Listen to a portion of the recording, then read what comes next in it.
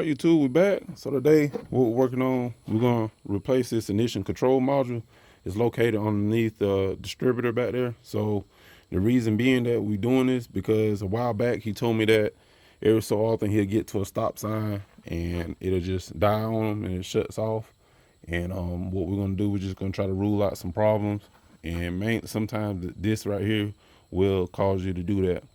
So we're just gonna go ahead and get into it. And oh yeah, let me show you something right quick. So by me overlooking things like that, these wires are supposed to be, turned a certain way so everything can clamp down right.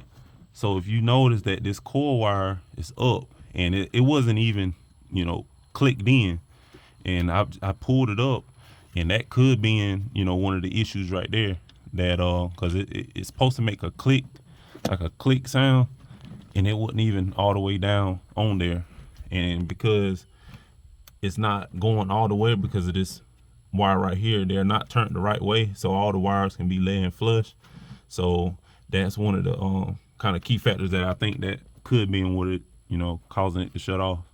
But it's located right here underneath the cap, so I'm gonna get that off. And these bolts right here behind it, this the cap. On the cap is 732. I believe that's the size of the bolt.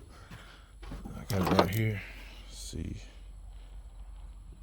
Yeah, 732. And yeah, so let's go ahead and get into it. And thanks for tuning in.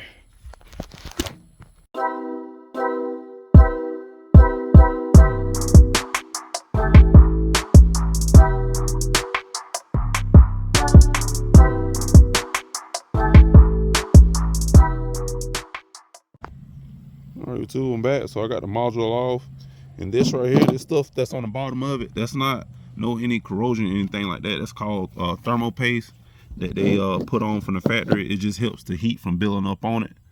And the new one that you get, it should come with some kind of paste or some kind of silicone compound to put on the bottom of it, and all it does is it help prevent heat from transferring to damaging it.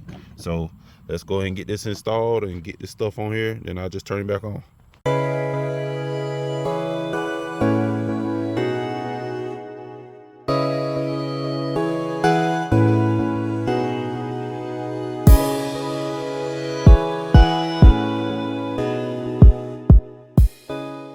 YouTube, so I got it on there right now.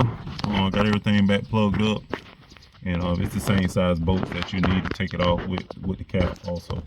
So let's go and get these wires put on, get these wires straight, and I'll just turn it back on.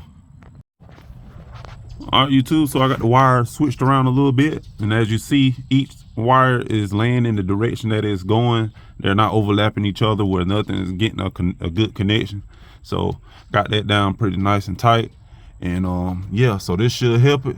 So hope y'all enjoyed the video. So y'all like, share, subscribe, and we out. Peace.